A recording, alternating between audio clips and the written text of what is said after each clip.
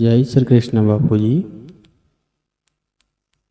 बापूजी, आज का प्रश्न ऐसा है कि संसार में जो सुख और दुख है बापूजी, तो सुख और दुख ये क्या होता है और हम इससे परे कैसे हो सकते हैं बापूजी, और हम इससे ऊपर उठ के कैसे सोच सकते हैं बापूजी, इस बारे में थोड़ा सा मार्गदर्शन दीजिए। जी,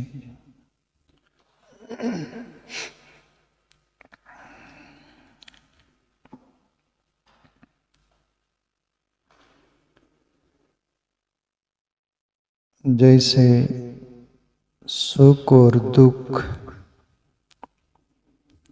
की उपज यानी सुख दुख का माई बाप मन है।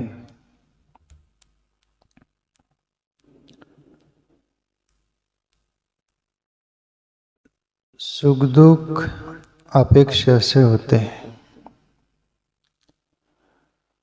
अपेक्षा की माई बाप मन है।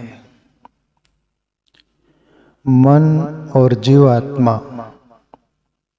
आत्मा शब्द ज्वाइंट होता है जीव को, क्योंकि मन और जीव दोनों एक मित्र की तरह रहते हैं।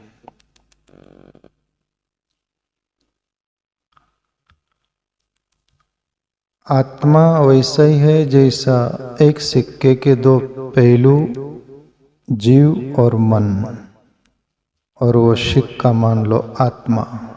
आप लोग समझ सको, आपके ख्याल में आ सके, इसलिए मैं जितना सरल हो सके और आप समझ सको उस अंदाज में मैं उस पर प्रकाश डालने का प्रयास करूं।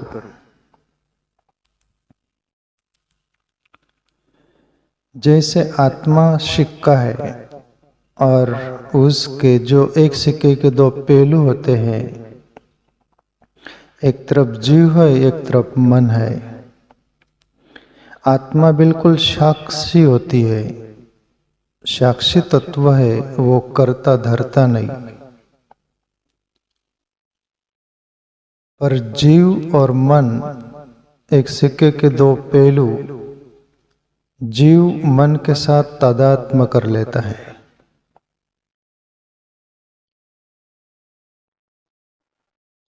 और फिर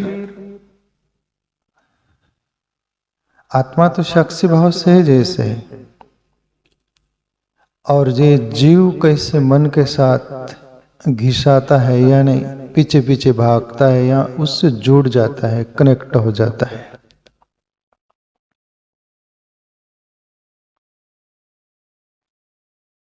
और फिर ये मन के अंदर अपेक्षा का जन्म होता है।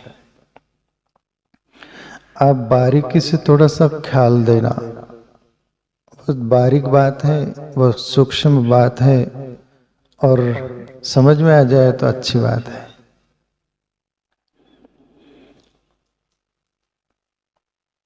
जीव का जन्म आत्मा से है, आत्मा से लगा हो, जिसको जीव आत्मा बोल देते, यानी जीव आत्मा ही है, पर एक ऐसा मान लो उसको कि ये मन के साथ जुड़ जाने से वो जीव भाव में आ जाता है, जीव कहलाता है।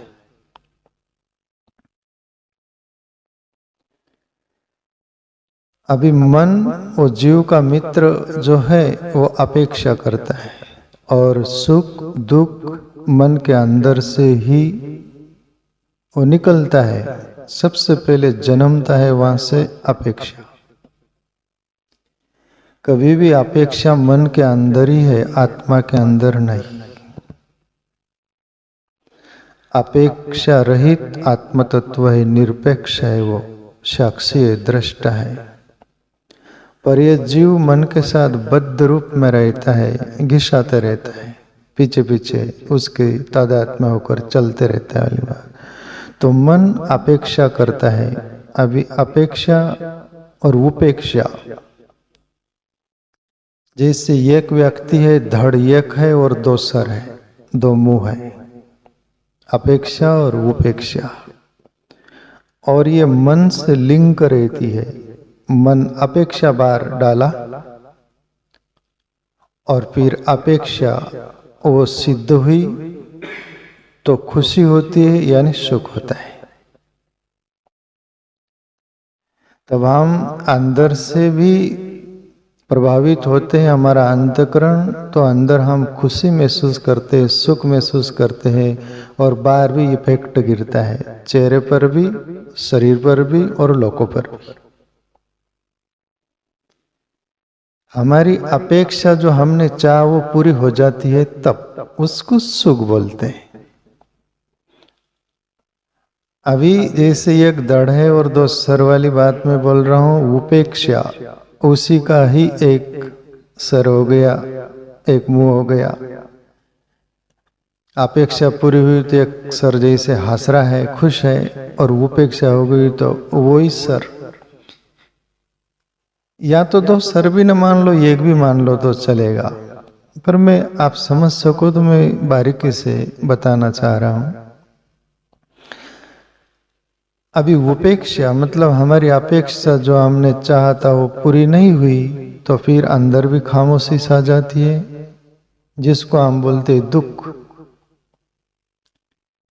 फिर अंदर से खामोशी वो दुख के रूप में जैसा हुआ तो उसको हम दुख मान लेते। बाकी ये मन के पास से प्रोडक्ट बोलते हैं ना, वहां से निकलाओ, वहां से लिंक पकड़ाई। अपेक्षा, अपेक्षा के दो रूप, जो हमारी मनोकामनाएं पूरी हो जाती, अपेक्षा पूरी हो जाती तो खुश सुखी, और अपेक्षा पूरी नहीं होती तो दुखी, तो वही चेहरा उदास हो जाता है, अंतःकरण में एक मलिनता जैसी छा जाती, हम खामोश रहते हैं। वो चेहरे पर भी इफेक्ट, शरीर पर भी इफेक्ट, दुनिया पर भी इफेक्ट, असर गिरता है। तो लोग बोलते हैं आज दुखी लग रहे हो। अपेक्षा पूरी नहीं हुई तो उपेक्षित हो गई हमारी अपेक्षा, तब वही अपेक्षा पूरी हुई तो बहुत प्रसन्नता, खुशी महसूस होती है, सुख महसूस, तो लोगों के सामने भी ऐसा व्यक्त होते हैं, हम चेहरा बता देता, हाव भाव बता देता, लोग भी बोलते हैं आज बड़े खुशी लग रहे हैं आप। मन ने अपेक्षा को जन्म दिया। अपेक्षा के दो रूप, उपेक्षा और अपेक्षा, वो सुख दुख हो जाते हैं। अभी उसके आगे जन्म होता है तृष्णा का,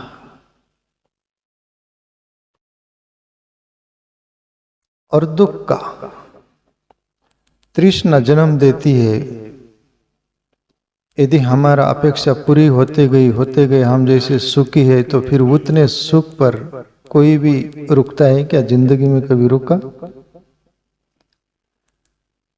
तुमको 1 लाख रुपया नसीब नहीं थे, 1 लाख रुपया की अपेक्षा थी, पूरी हो गई तो आपकी 10 लाख की अपेक्षा होती है, 10 लाख की होती है, फिर करोड़ों तक की अपेक्षा होती है, फिर अरब खरब तक, और यहाँ तक कि दुनिया में मैं पैसे वाला एक नंबर हो जाऊं, वहां तक की अपेक्षा रहती है। तुम लाख में सुखी हो गए थे, पर सुखी माना आपने, और कभी भी सुख बोरडम बोलते ना, बोरडम ही बोलते ना, बोरिंग को, बोरिंग यानी बोर हो जाते हैं ना हम, सुख यानी वुबन, बोरडम है बोर्ड, बोर्ड यानी बोरिंग यानी वुबन।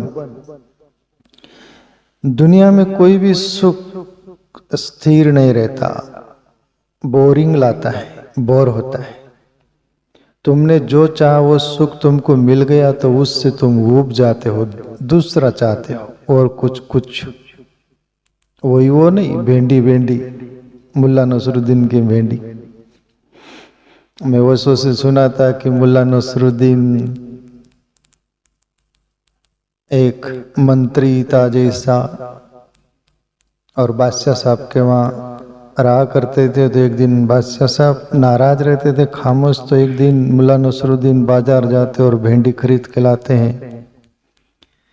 राजा पहली बार खाता है, बादशाह तो बड़ा खुश होता है कि ऐसी क्या चीज, बड़ा प्रसन्न जैसा लग रहा है, खुशी लग रहा है। मुल्ला नसरुद्दीन सोचता है कि ये खुशी का राज मिला। आज एक पाव भर भिंडी लाई थी तो फिर कल आधा किलो ले आया। राजा जितना आज खुश हुआ था पहले दिन, दूसरे दिन हुआ खुश, पर खुशी में फर्क आ गया। तब मुल्ला नसरुद्दीन बोला कि 1 किलो भिंडी ले आते। 1 किलो लाया, बनाया और राजा के सामने रखा। राजा ने लात मार दी, ये क्या चारा लगाया रोज रोज भिंडी भिंडी भिंडी। तो कोई भी चीज हो वो पैदा कर देती है, तो ऐसे ही सुख वो पैदा कर देता है। दुनिया में अमेरिका जैसी कंट्रीज है, अदर कंट्रीज है, कुछ कुछ रिच कंपनी है। ये कंट्रीज कंपनी नहीं, कंट्रीज यानी देश रिच है, बिल्कुल संपन्नता है सब तरह से, पर भोग से भी उब गए, पैसे से भी उब गए, सत्ता से भी उब गए, सब संसाधनों से उब गए। कहीं सच्चा सुख नहीं मिला। सुख मिला न मिला खो गया, मिला न मिला खो गया। तो आखिर वो तो सोचे कि सुख तो इनमें भी नहीं, बोर्डम एंड बोरिंग, बोर हो गए। तो फिर उन्होंने आध्यात्मिकता की ओर खोजाना कि वही सच्चा सुख है। तुकाराम बाबा बोले, सुखा लागी सी करी तड़मड़, पंडरी सी जाए एक वेळ। ए जीव, तू सुख खोज रहा है, तेरे को सुख कहीं नहीं मिल रहा। जहां भी सुख खोजता है वहां से दुख निकल पड़ता है। इसलिए सच्चा सुख चाहिए तो ईश्वर की शरण जा, ईश्वर का हो जा। वो आत्मचिंतन कर, वो आत्मा को जानकर अमर, तत्व को जानकर अमर हो जा, वही सच्चा सुख है। बाकी सब सुख के नाम पर धोखाधड़ी है। तुकाराम बाबा बोले। तो कोई भी सुख उबाने वाला होता है, उसके आगे बढ़ना चाहता है, और दुनिया में फिर ये सुख का बच्चा पैदा होता है, तृष्णा। ठीक, बच्चा भी बोल दो तो कोई हरकत नहीं। मन से अपेक्षा बच्चा पैदा हुआ, अपेक्षा से सुख दुख, अपेक्षा उपेक्षा, वो 2 बच्चे सुख दुख में कन्वर्ट हो गए। और सुख से आगे तृष्णा। तृष्णा किसको बोलते हैं? मृग जल जिसको बोलते हैं। मृग जो होता है ना, हिरण, धूप गिरती है वो चकचक करती है, पानी जैसा लगती है, मृग हिरण भागते रहता है, ये रहा पानी, ये रहा पानी, ये रहा पानी। रोड रोड जंगल जंगल फिरता है, पर वो पानी है ही नहीं। वो मृग जल बोलते उसको, तृष्णा बोलते उसको। ऐसा ही मनुष्य बस भागते रहता है कि बस ये नहीं हासिल हुआ, वो कर लेंगे, हासिल हो, वो जितना मिला उसमें संतुष्ट नहीं। उसको बोलते तृष्णा का जन्म। सुख प्लस तृष्णा।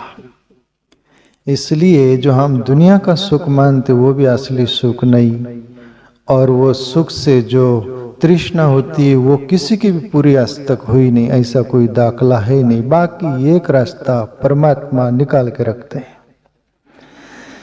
जैसे बोलते हैं ना कि 100 दरवाजे में से 99 बंद हो जाते हैं, पर परमात्मा का दरवाजा बंद नहीं होता, वो एक खुला रहता, वो एक आशा रहती है। और पूरे ही बंद हो जाए तो फिर कुदरत की रचना में गड़बड़ हो गया। भगवान की रचना में, भगवान का जो है वो विधान, उसमें परमात्मा का ये को रास्ता है, तृष्णा से पार तुम हो सकते हो। ऐसा नहीं कि तुम अटके ही रहो। परमात्मा का ऐसा विधान है जो कि तुम मन से पार जा सकते हो, मन की अपेक्षा के पार जा सकते हो। और मन की अपेक्षा वो जो दोनों रहती है, सुख दुख वाला, उससे भी पार जा सकते हो। और तृष्णा जगी, तृष्णा से भी पार जा सकते हो। तृष्णा से कुछ लोग गए, आपके सामने में रखूं तो भरतरी राजा हुए, भर्तृहरि जिनका नाम था, मालवा में, उज्जैन नगरी में, उधर भर्तृहरि दुख में जागे। देखो, प्राय सुख में 100% में से 5% दुनिया जागी है सुख में से, 95% दुख में से जागी है।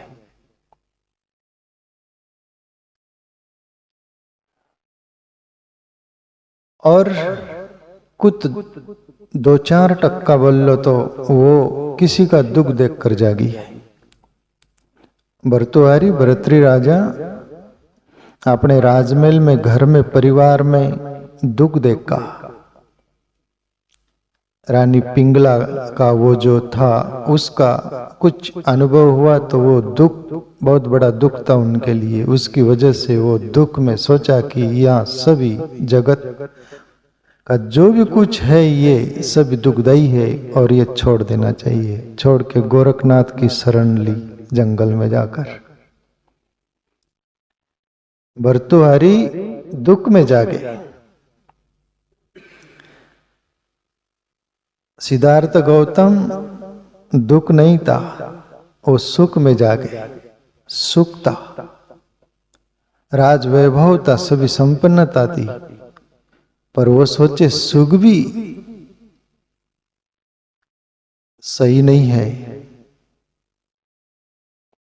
दुख तो सही नहीं है पर सुख भी सही नहीं है। और दुख सुख के अंदर दो गर्त में मनुष्य पड़ा रहता है। आज सुख में गिरा, कल दुख में गिरा। और सुख प्लस दुख है, जहाँ सुख है वहीं खड़ा उसकी छाव के रूप में दुख खड़ा रहता है। अपन बोलते सुख कायम ऐसा रहे, इम्पॉसिबल, असंभव। सुख की जो टाइम होता है वो पूरा हुआ तो दुख अटैक कर देता है। फिर तुम बोलते ये क्या हुआ? यही जीवन है, सुख और दुख। वैसे ही जैसे दिन है रात है। मनुष्य इस गर्त में पड़ते रहता है, बाहर जिंदगी भर नहीं निकल पाता है।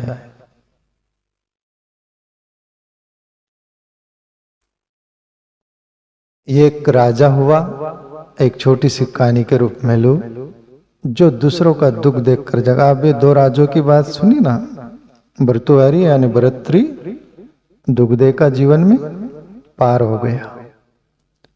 और दुख में जितना पार होने की संभावना है उतना सुख में नहीं।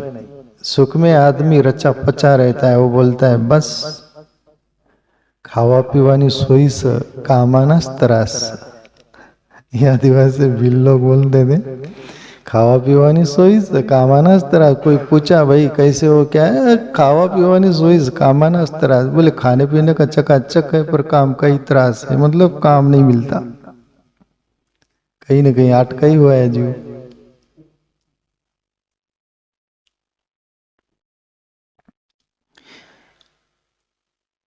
सुदोधन का बेटा सिद्धार्थ गौतम सुख था, फिर भी वो बोले नकार दिया और सत्य की खोज की। और उस अमर तत्व जहाँ आनंद के सिवा कुछ नहीं है, ईश्वर आनंद स्वरूप है, उसकी तलाश की, खोज की अपने अंदर। उस आनंद को पाकर वहां न सुख है, न दुख है, न मन है, इनसे पार हो गया। भर्तृहरि भी गोरख का शिष्य बनकर वो सत्य ध्यान साधना कर वो सत्य को, अमर तत्व को पाकर अमर हो गया। अब एक राजा दूसरों का जीवन में, कोई अपनी दुख से जागता है, कोई सुख से जागता है, और तीसरा दूसरों का दुख देखकर कैसे जागता है। वो छोटी सी कहानी समझने जैसी। ये एक राजा था जो फूल की सेज पर ही सोता था, फूल सैया पर।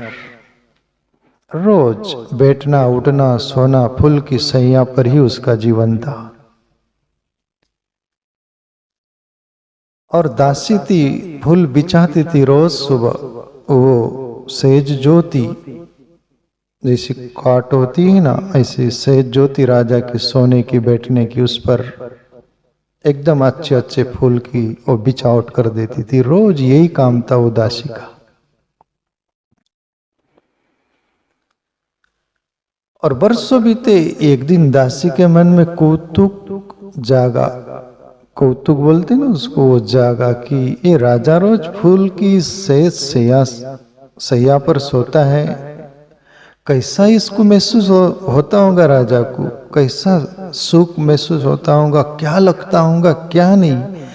अपन सालों से बरसों से ये कर रहे, कभी अनुभव नहीं किया आपने। आज अनुभव कर लेने में क्या हर जाए वो है।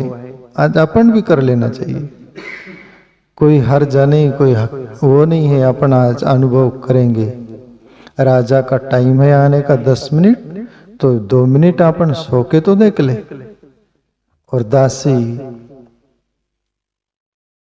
उस पुल की सेज पर सो जाती है। जिंदगी में कभी फूल की सेज पर सोई नहीं थी। वो सुगंध और वो मऊ सभी कुछ जो था,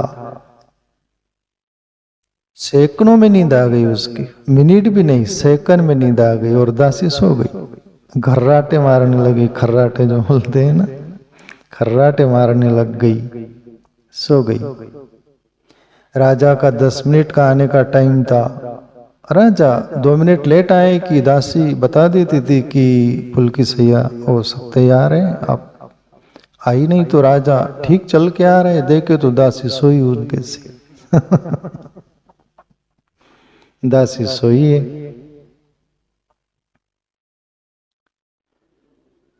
राजा के पास हंटर था, वो जो चांबुक बोलते हैं ना, वो हंटर था। दासी सोई थी, 3 हंटर मारे तो तीनों जगह से चमड़ी निकल गई। दासी ऐसा लगा दासी को कि जैसे स्वर्ग में वैकुंठ में पहुंच गई कि नरक लोक में पहुंच गए। ऐसे कौन से लोक में पहुंची जहां मार शुरू हो गई मेरे पर। हक्के वक्के रह गई। उठकर देखी, वो नीचे भी नहीं उछाल मारी, देखी हुआ क्या क्या, स्वप्न में हो रहा है कि हकीकत हो रहा है। आप अंदाज आकलन करिए, ऐसी स्थिति हो तो आप भी हके बके रह जाओगे। दासी बिल्कुल चौंक गई और राजा तरफ देखकर एकदम खिलखिलाकर हंसी हो।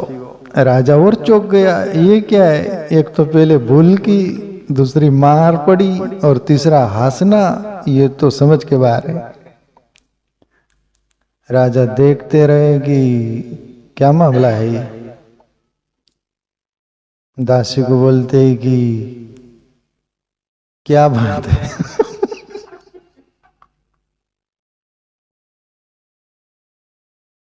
दासी डबल से हंसी और भी खिलखिलाकर। राजा बोले आखिर मामला क्या है? आपके साथ सलूट ऐसे इस अंदाज में वह चमड़ी निकल गई आपकी और हंसे जा रही। तीसरी बार खिलखिलाकर हंसी। तब राजा बोले अब रहा नहीं जाएगा, हाँ राज बता दासी। अब राज जाने बगैर मुझे भी चैन नहीं। दासी बोली सुनना है राजा, जिंदगी भर मैं आपकी सुनी, आप सुनो मेरी बात। आपके घूंघट के पट खुल जाएंगे राजा। घूंघट के पट खोल रहे तो ये पिया मिलेंगे, कबीर का पद है ना।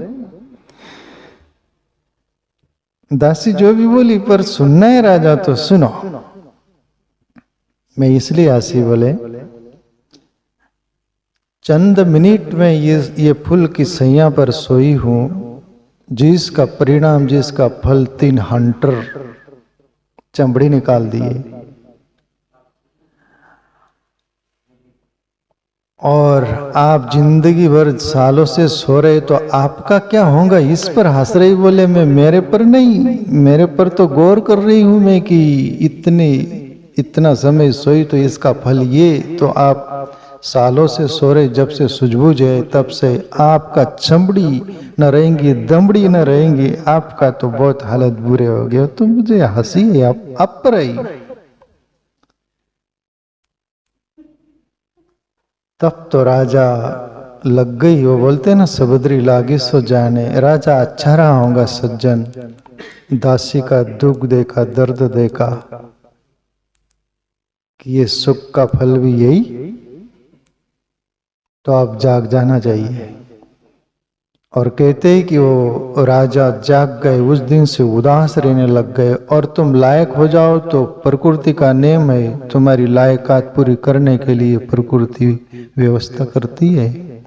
कहते हैं कि कहीं से घूम फिरते हुए एक संत आए और देख के राजा से उदास बैठे थे। क्या बात है?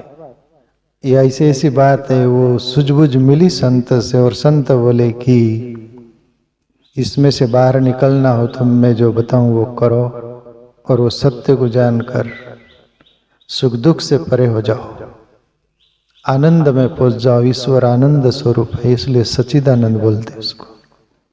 संत की बात मानी, उस लिख पर चले और वो अमर हो गया होगा राजा। तो कहने का तात्पर्य में इतना बोला, ये राजा दूसरों का दुख देखकर जागा, सिद्धार्थ सुख में जागा, भर्तृहरि दुख में जागा। पर यहां इतना ही कि सुख में जाग जाओ तो भी धन्यवाद, तुम्हारा सौभाग्य। दुख में जाग जाओ तो भी तुम्हारे सौभाग्य। किसी का दुख देखकर जाग जाओ तो भी तुम्हारा सौभाग्य। कहीं से भी जाग जाओ, पर जाग जाओ, वरना इस दुनिया में हम शरीर मिला हमको, पैदा हुए हम, जिंदगी भर जब तक रहेंगी, जैसे दिन और रात चलते रहते वैसे सुख और दुख चलते रहेगा। ये जीव और मन सूक्ष्म शरीर, जीव यानी शरीर और मन यानी सूक्ष्म शरीर में रहने वाला तत्व जिसको मन बोलते हैं, वहां से ये संकल्प विकल्प सुख दुख पैदा होते हैं और उसमें ही जिंदगी खप जाती है। तो इससे पार जाना है सुख दुख से। जैसे तुम्हारा आपका प्रश्न था कि सुख दुख से हम कैसे पार हो,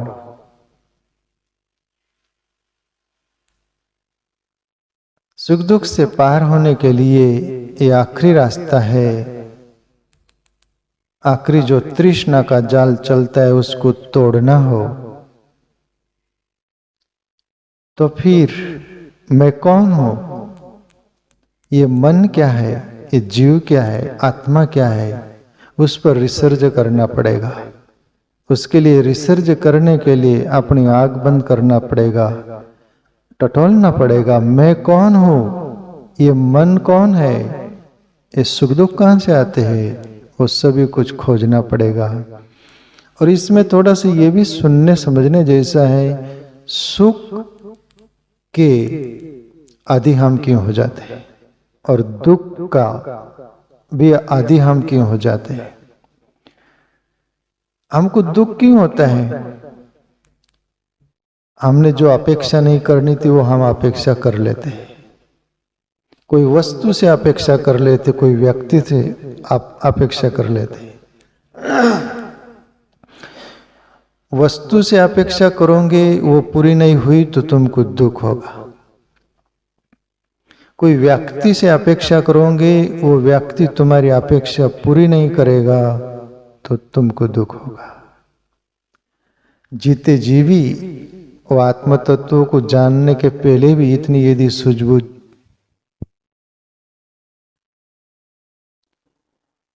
तो इतनी सूझबूझ चाहिए, तब हम आत्मज्ञान के पहले भी प्रसन्न रह सकते हैं, आनंदित जी सकते हैं, समाधान में जी सकते हैं। इसके लिए एक मंत्र की तरह एक बात ख्याल में रखे, हर व्यक्ति सुख दुख से ऊपर उठना है। सुख दुख से मुक्त होना तब हो जाता है जब उस मन को ईश्वर में आप स्थिर कर दो, तब मन फिर समा जाता है। जैसे कबीर साहब बोले, मूल भांति सर गगन समाना, सूक्ष्मण यूं तन लागी, काम क्रोध दूं भय पलीता ता जोगन जागी।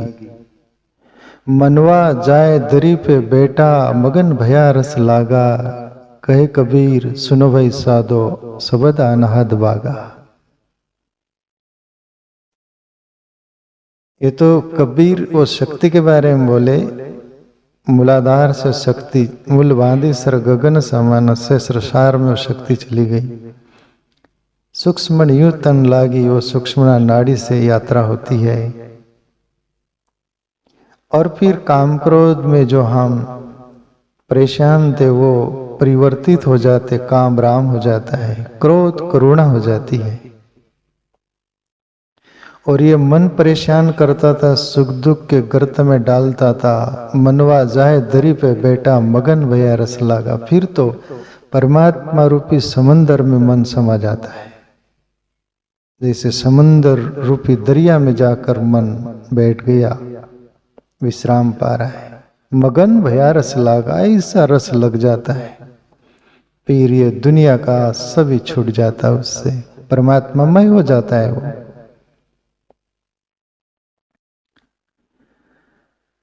तो ये मंत्र जो मैं बोल रहा हूं, ये सुख और दुख से ऊपर उठकर जीना हो तो ये मंत्र की हृदय में गांठ मार लेना। गांठ मारकर बंद नहीं रख लेना, उसको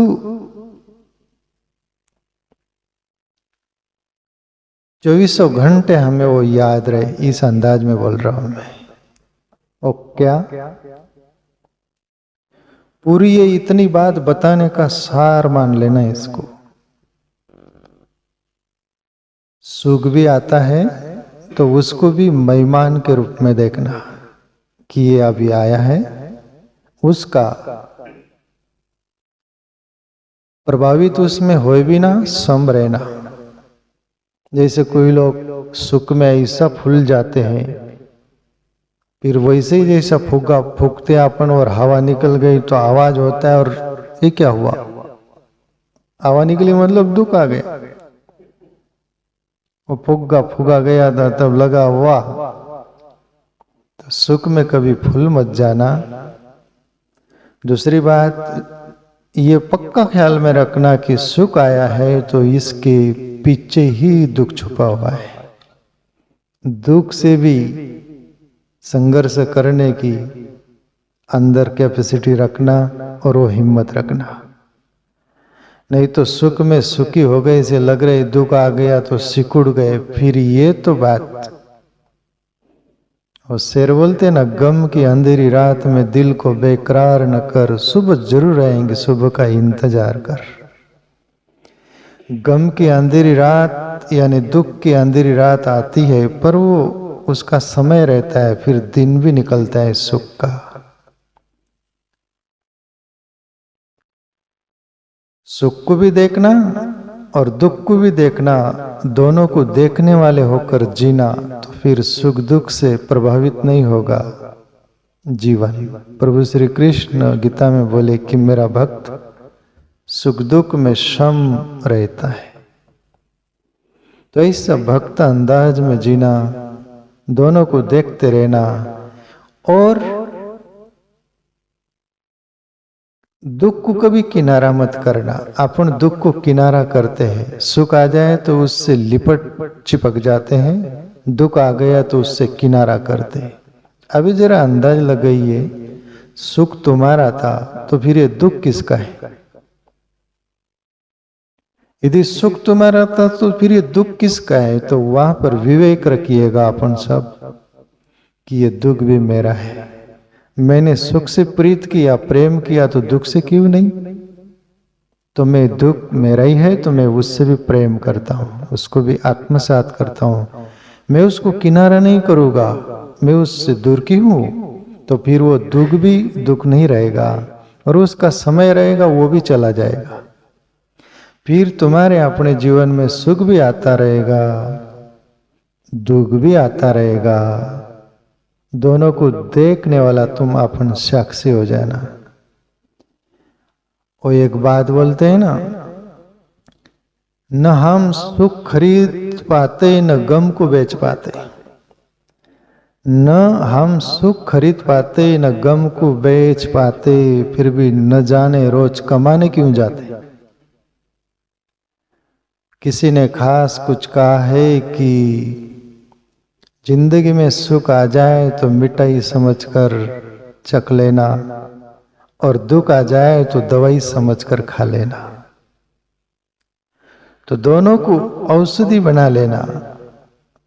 दुख में मेडिसिन औषधि काम आती है और सुख में मिठाई आती है। तो दोनों को बीमार हो गए तो दवाई की तरह दुख को ले लेना, और भले चंगे खुशिये सुख में है तो सुख को चख लेना। दोनों से लिपायमान मत होना। एक से भी लिपायमान होंगे तो तुम्हारे जिंदगी में सुखी जीवन जी नहीं सकते, जीवन दुखी ही रहेगा। और मन ही कारण है जो सूक्ष्म शरीर के साथ आता है और जाता है। स्थूल शरीर यहाँ छूट जाता है, बॉडी गिर जाती है, पर सूक्ष्म शरीर में मन रहता है, आने जाने वाला यात्री है। वही हमारे संस्कार के दुख सुख के पोटले बांध कर ले जाता है। दूसरा जन्म मिला वहां आकर खोलता है, आओ बाजार भरी है, ले लो। कोई ऊपर हाथ करके बोलता है आओ माल खरीदो, उसके झोली में मन ले जाता है सूक्ष्म शरीर के साथ। तो मन ही कारण है। एक वो पंक्ति है ना, कोई मन ही देवता, मन ही ईश्वर। मन से न कोई बड़ा, मन उजियारा जब जब फैले, जगत उजियारा होए, जग से चाहे भागले कोई मन से भाग न पाए, तोरा मन दर्पण कहलाए। ईश्वर की दर्जा दी मन को। और जगत से एक बार तुम भाग लो, पर मन से कहाँ भागोगे, मन तो अंदर है ना। तो मन के साथ उसको देखो, मन क्या है। मनियो मनुष्याणाम कारणम बंध मोक्षया, बंधाए विषया संगो मुक्ति निर्वसिया मना। कोई ऋषि बोलते हैं कि मन ही कारण है, बोले दुख सुख का, बंधने का भी और मुक्त होने का भी। मनियो मनुष्याणाम, बोले मनुष्य का मन, मनियो मनुष्याणाम कारणम बंध मोक्षया, कारण बंधन विषयों के साथ लिपायमान हो जाते हैं, सुख के साथ, इसलिए बंधन में आ जाता है। मुक्त ये निर्वसिया मनाओ, और वो सुख से अलिप्त हो गया, उससे दूर हो गया तो मुक्त हो गया। तो मन को अपन देके सूक्ष्मता से, तो अपन उससे ऊपर उठ सकते हैं। ऊपर उठकर ब्रह्म में समाकर मुक्त हो सकते हैं। इतनी यात्रा है। तो प्यारे मित्रों, आप सभी का जो जितना प्रश्न था, थोड़ा पार ऐसा नहीं रहता है कि पूरा बोल गया, नहीं नहीं, जिसका जिसकी सूझबूझ अनुभव है उसके अनुसार वो बोलते हैं। अनेक प्रकार से इस पर लोग बोलते हैं, विश्लेषण करते हैं, अनुभवी। पर आपने इतना पूछा तो मेरे जो समझ में आया इतना मैं देना चाहा।